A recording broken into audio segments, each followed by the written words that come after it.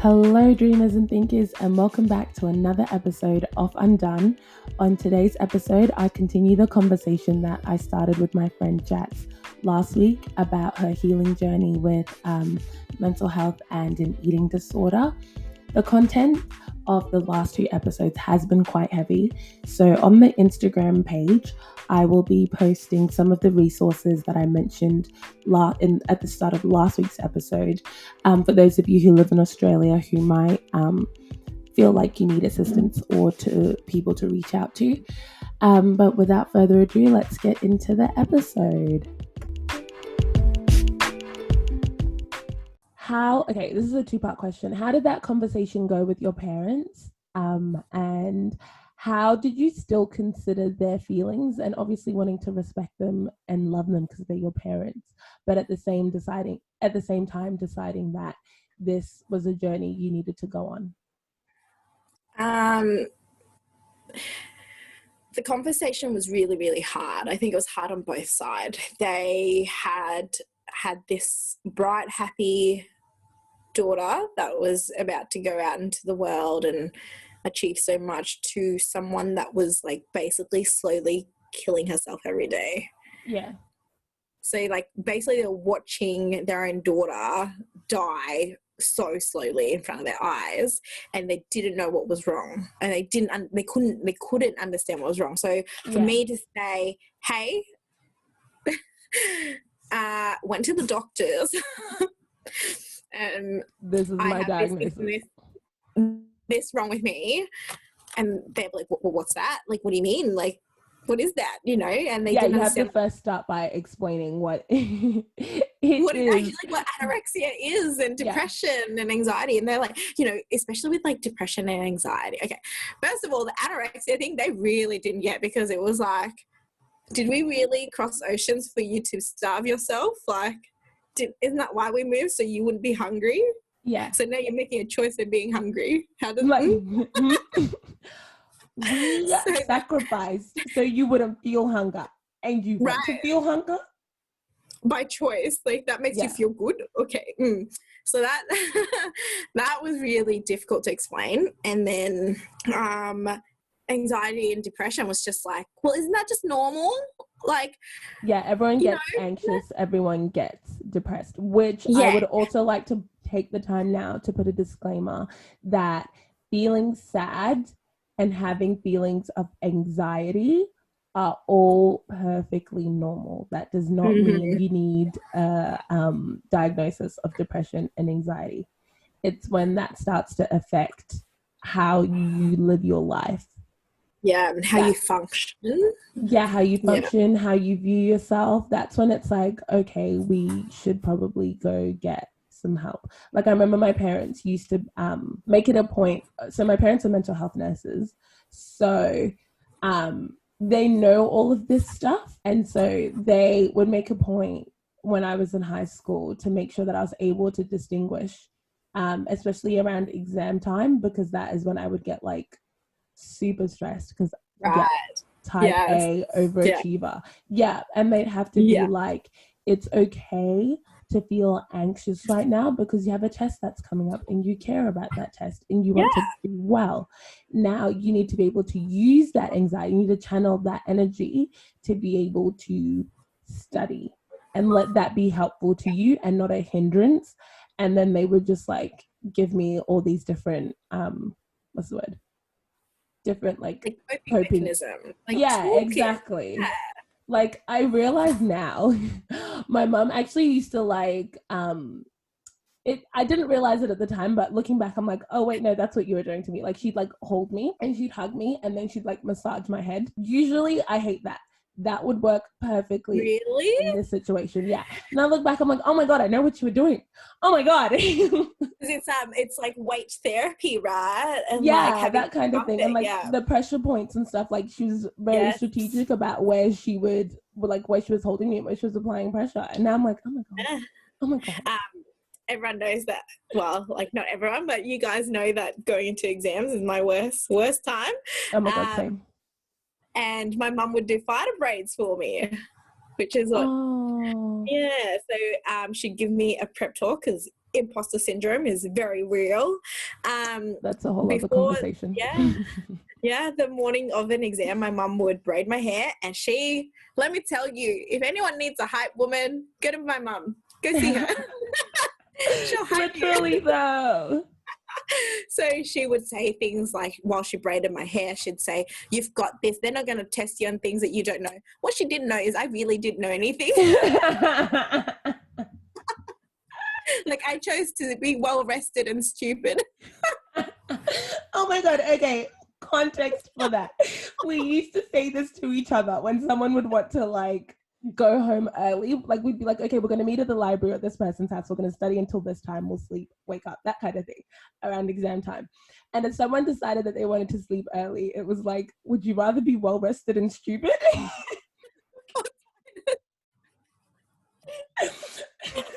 Or tired and smart. Literally, what else? And you'd be like, I want to be tired and smart. Okay. I had 0 sense like of delayed gratification. So I was like, oh guys, I'm going to go to bed. We actually would, like, there are a couple of times where we let her go because it was like, I can't fight her on this. Like, she's genuinely made up her mind. But we'd be like, no, do you want me to go get you a coffee? Like, do you want me to do a Macca's run? What do you need? Because we're not doing this. Yeah. Honestly, those are the best time of my life. Can't relate, but there's some funny uni stories. In hindsight, it's funny, but when we were in that moment, it was like an inconvenience to my life having them as a friend. Like, having any of them as my friend was an inconvenience. It was like, can you just leave me alone? Can you just let me be toxic to myself? But yeah, so I had that conversation with them, and I had to explain, pretty much like dissect every word, because it was kind of like that. You should have seen their faces. It was like both heartbroken, worried, but so lost and confused. It was like, how could she be all of this but like still functional kind of thing? Like, and that's another thing. It's like, I don't know what we have called normal, but when people hear these like definitions of these diseases, it's like, wait, how can they all coexist and you still look functional? Yeah. Like, what? And I think that's the biggest thing, is that like, the reason psychosis and manic makes sense to them is because you're not functional. Like, that mental, it makes sense because you're crazy and you're not functional, and that's what mental illness looks like. Like, that's what it looks like. Whereas it's like, wait, no, it can be silent, it can be quiet, it can, what? That doesn't make sense. Then you're not sick then. You just need to fix your attitude or whatever. Yeah, that's the thing. They were like, well, why can't you just like, go outside and just talk to your friend and be happy, or get coffee or eat ice cream? Like, that was like, I've tried. Why can't you just eat ice cream and change your mind? So I had to understand that they were scared too. Yeah. That they had their own anxiety and their own almost like fight within themselves, and within like, how do we help fix it when we don't understand? Like, how Oh my gosh, the best thing I ever heard was Yvonne Orji, who's this actor on Insecure, and she was talking about how telling her parents that she wasn't going to do medicine. So she'd done like pre-med, she'd done her master's in public health, she'd gone and worked like in African countries with some organization, and she came back to them and she was like, look, I want to be a comedian. Like, this is what I feel is my thing in life. That's what I feel God is calling me to. Like, I don't even like blood. I'm trying to deny him. Literally. And she was like, I had to realize that I had disabled my parents of the ability of being parents. Like, because if you're like, oh, I'm an engineer, it's like, oh, we know so-and-so, they can help you get a job. Or, oh, I'm going to do medicine, you can go work with so-and-so. Or, oh, you're going to do this. Whereas when she said, I'm going to be a comedian, it was like, one, we don't know comedians. Yeah, you want the like, you being what? You want to do what? Two, how would we help you? Like, we can't protect you. You're going to fall flat on your face, or like even just the possibility that you'd fall flat on your face. It's like, we can't protect you. And so it's like, as parents, their job is that they want to protect you and make life easy for you and guide you. And they can't guide you if you're taking the untraveled path. Yeah, they didn't. They felt. They opened this up to, like, they opened up to me about this much later, like years later. Yeah. That they just felt so heartbroken that they couldn't do anything to guide me, because that was their sole purpose. There was, you know, my parents are very selfless, very giving. Oh my God, the sweetest people ever. You honestly see where Jatz gets it from. They have the biggest heart. They just want to be parents to everyone, you know, everyone. Anyone that steps foot in their door. Like, so my parents own a Thai restaurant, and everyone that comes in, that's half a regular the clientele, customer, calls them mum and dad. Like, sometimes I look at them and go, when did I have like a brother that's 6'4"? Literally, what genes are these?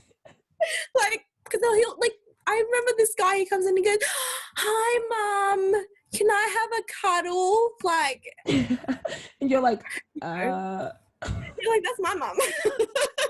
Yeah. But that's, so they were really, I think they were really upset at themselves, like almost mad at themselves for not, it was almost like, what did they do wrong? That's what they were asking themselves. Like, what did we do wrong for her to be in this place? Like, did we put too much on her? Did we not protect her enough? What happened? And like, what are we going to do to help her fix it? And when I said, oh, I'm getting help from somewhere else, it was, oh my God, that makes sense. It's like salt on the wound, you know? Oh, so we don't understand this thing. We don't know how to help you, but someone else can help you, like us as your parents. Like, and I think that's a really big thing, is that I want to say all parents feel this, but I feel in particular in like non-Western culture, because parents take the parental role like so deeply, and they take responsibility for like everything their child does. Like, I've been trying to have this conversation with my work colleagues about like why I don't pay for certain stuff, and I'm just like, because like I'm their child, and it's like, to them it's like I'm their responsibility, like I'm their child. Like, I'm obviously not going to be a brat and take advantage of that, but that's just how they view it. Like, and so to like, if anything like that ever happens, they take responsibility for that. They take that responsibility. Yeah, probably more than anything else. Like, they carried that really, like they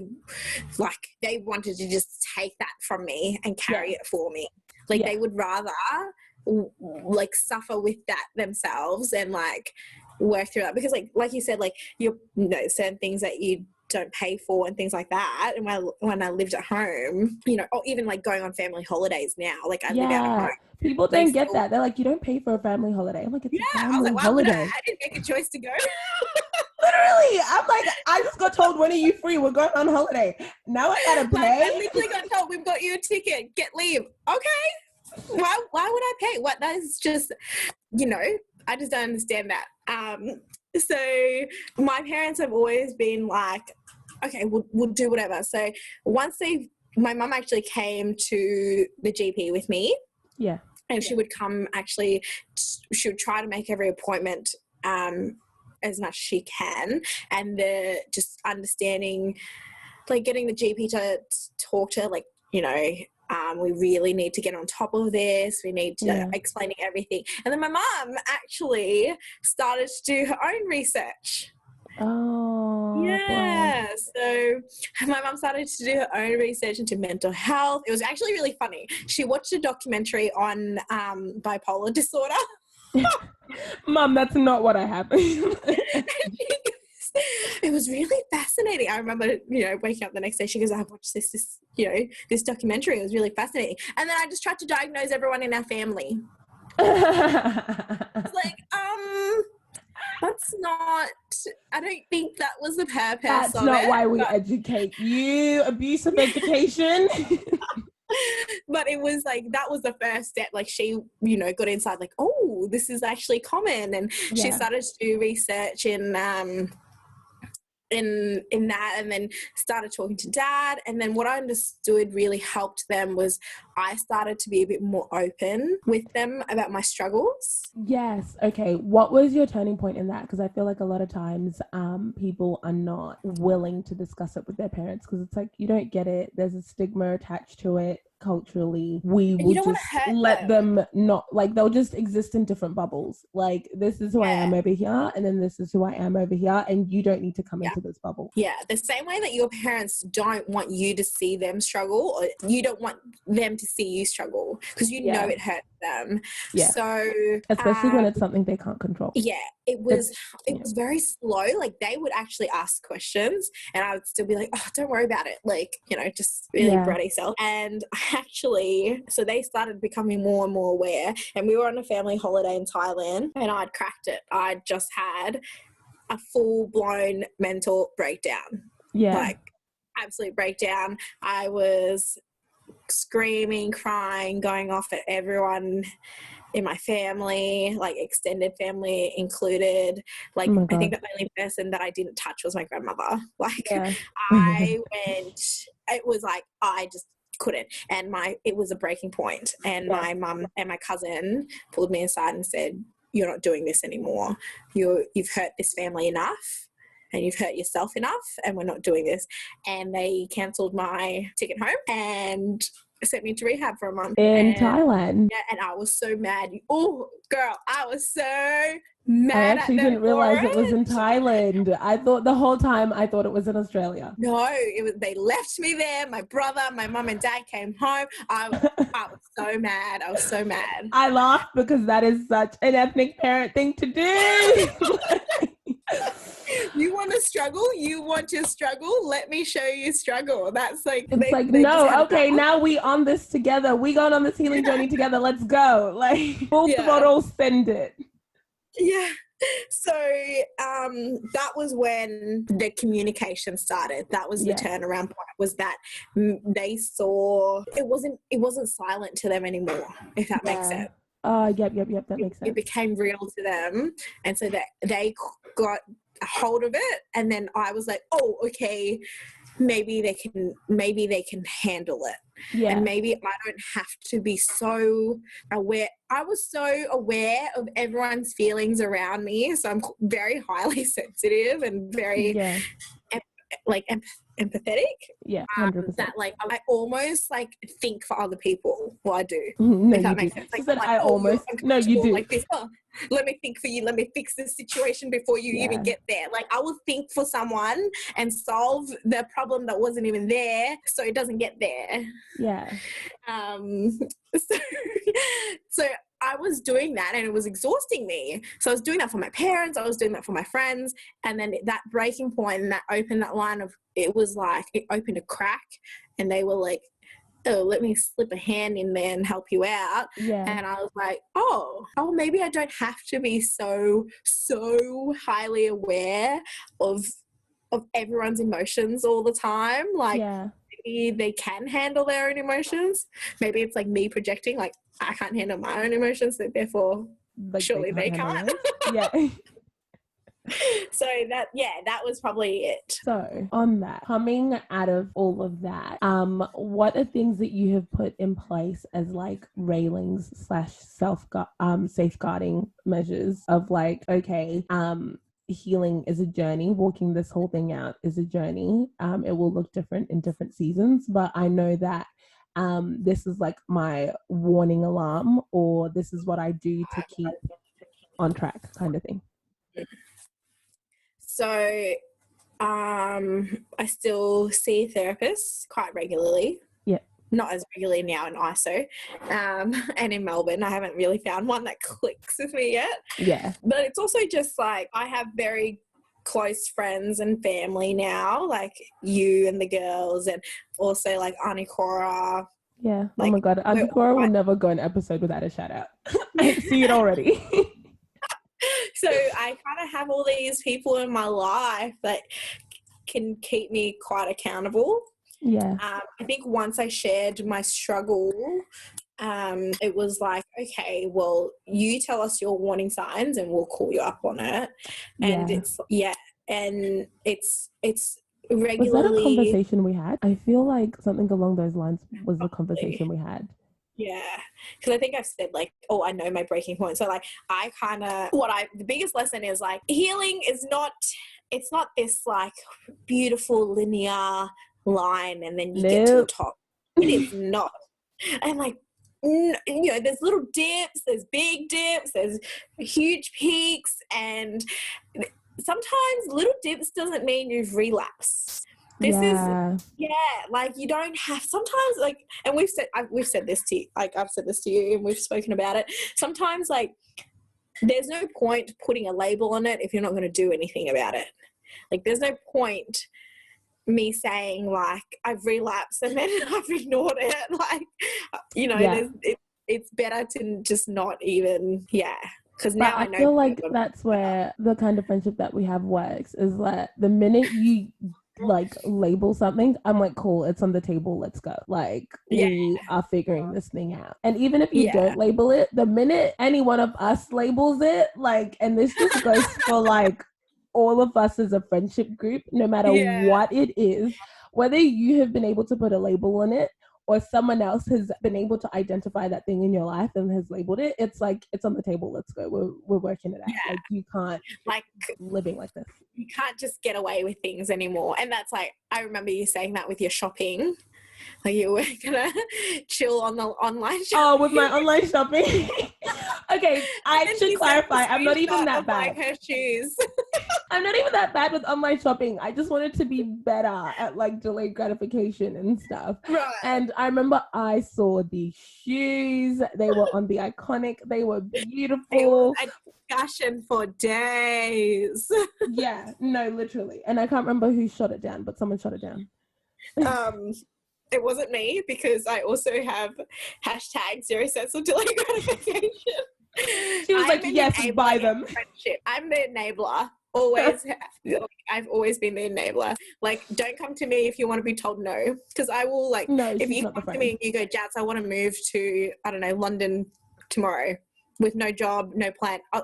Do you want me to get you a ticket? I'll get it for you. She would literally find you cute apartments to live in. I'll make it happen. I'm a person that very much will make it happen.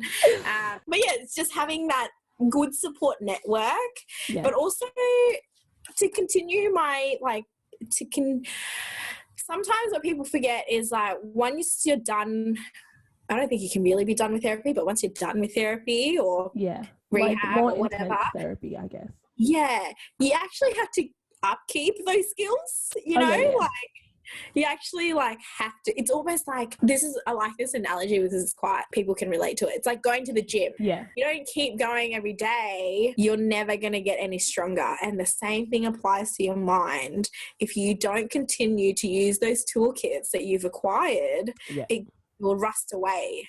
Like the hammer that you got, nah. It's gone. It won't be able to, you can't use it anymore. It's rusted. What do you want to do with it? Yeah.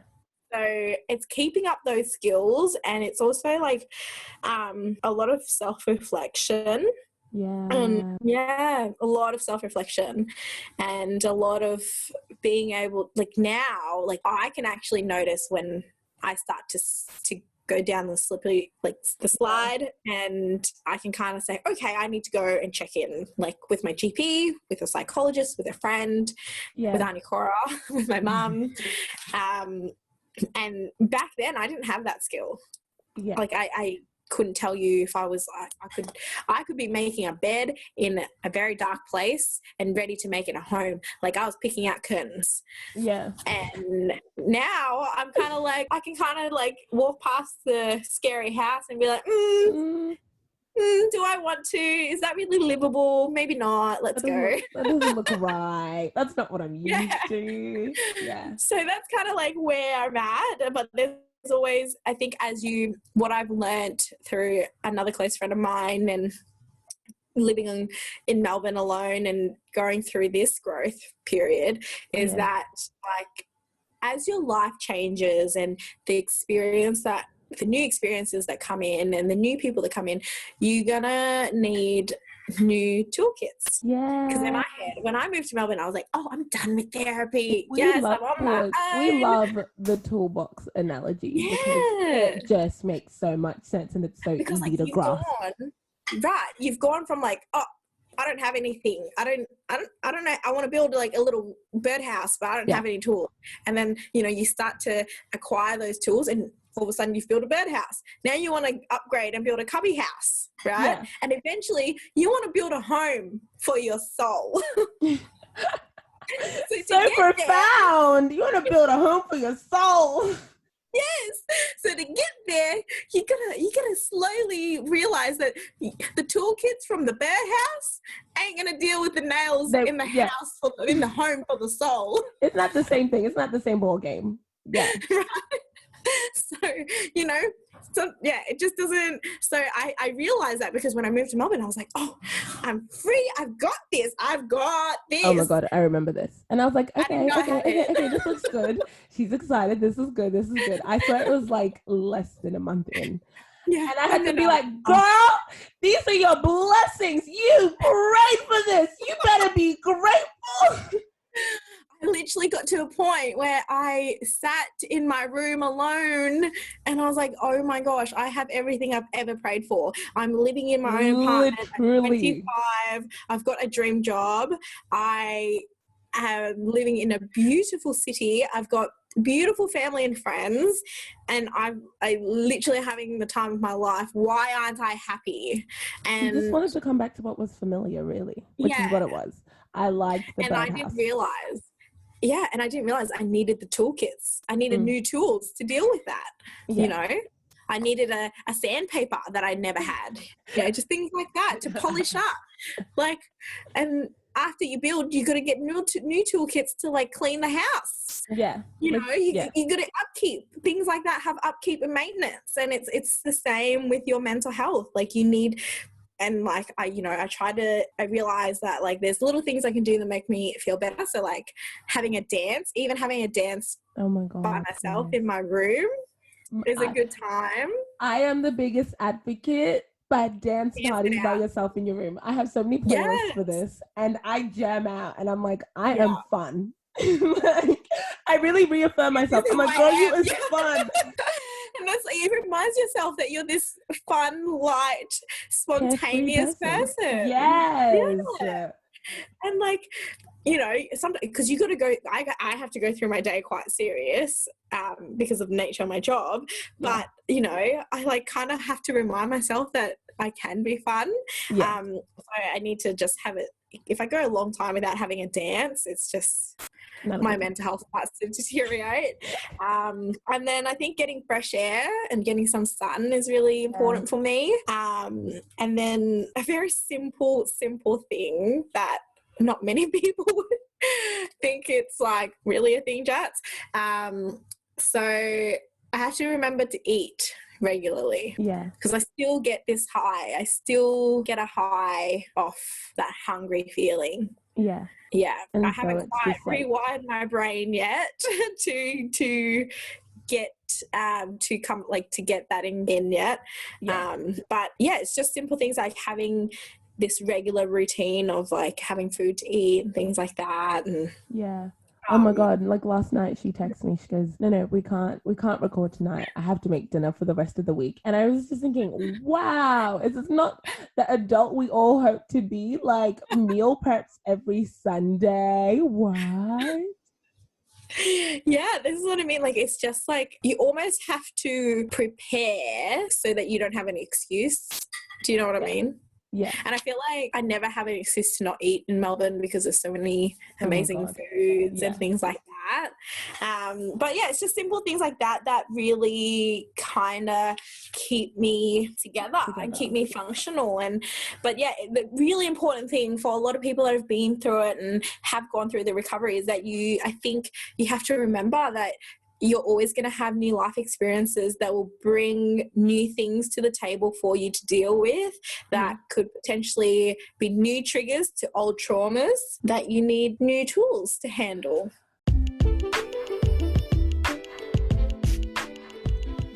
And that concludes yet another episode. I just want to say it is insane that this is already episode 6.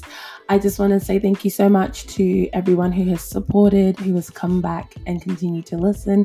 I'm so grateful and I'm so excited for the audience that we're building.